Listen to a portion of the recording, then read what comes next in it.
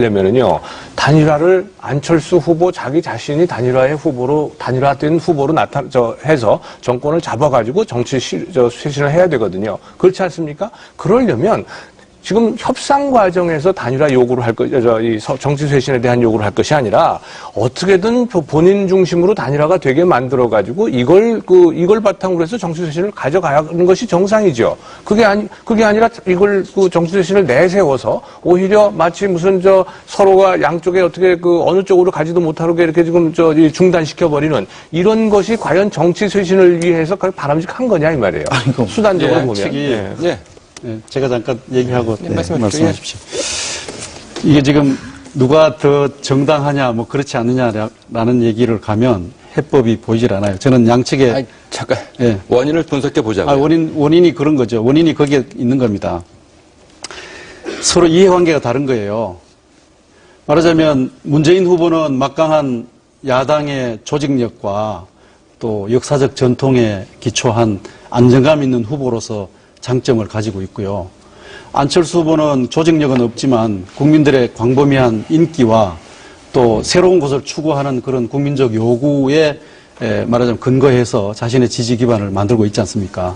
그러니까 이 두 분이 서로 단일화를 하는 과정에서 단일화의 룰을 만들어 가는데 서로가 가진 이익이 적절히 말하자면 일치시키고 양보해 나가야 되는 대목이 필요한데 초반기에 단일화 국면에 들어와서 안철수 후보 측에 아주 현저하게 불리한 상황 쪽으로 상황이 전개가 되었다는 겁니다.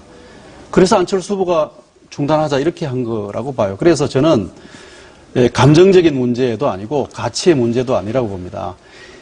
이익의 우선순위가 다르기 때문에 생겨나는 그런 문제다 하는 것으로 이것을 진단하고 싶은 거예요. 지금 말씀하신 그러니까 상황이라고 하는 건 뭔가요? 상황이 불리하게 전개가 됐다라고 말씀하셨죠? 그러니까 그 문재인 후보 측에서 그 막강한 조직력을 가지고 초기에 말하자면 룰이 정해지기 전에 안철수 후보를 밀어붙인 대목이죠.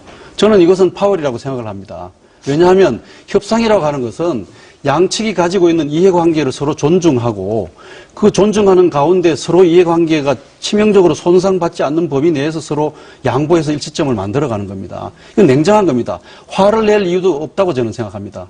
서로 이해 우선순위를 먼저 파악하는 것인데 그러면 그런 점에서 안철수 후보 측에서는 실제적으로 가해지는 위협이 무엇인지는 모르지만 안철수 후보 측이 느끼는 그 위협감이라고 하는 것은 굉장히 컸다고 생각합니다.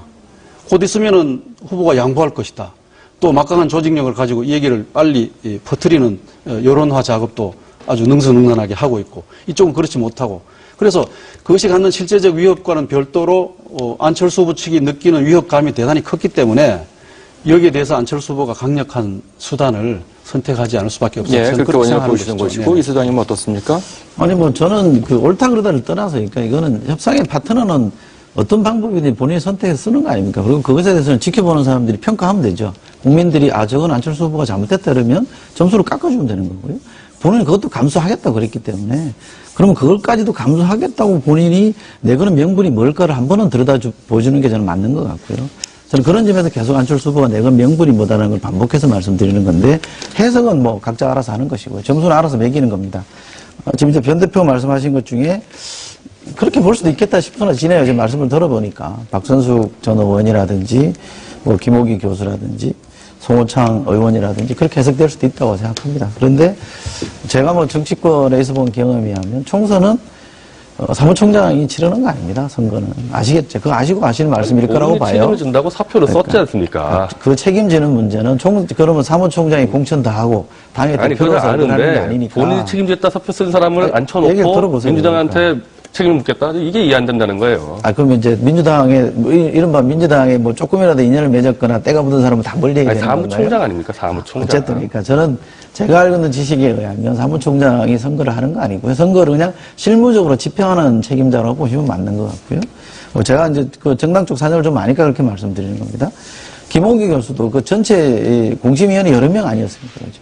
본인이 결과적으로 나중에 잘못됐다는 부분에 대해서는 책임을 시인한 것도 저도 들었습니다만 혼자 잘못한 거 아니잖아요. 예컨대 그 안에서는 집단적 논의 끝에 나온 결과물이기 때문에 본인도 자유로울 수는 없지만 실패의 온전한 책임이 김홍기 교수에게 있다. 이렇게 말하는 건 너무나 가신 것 같고요. 제가 일리가 있다고 전제해서 드리는 말씀이에요.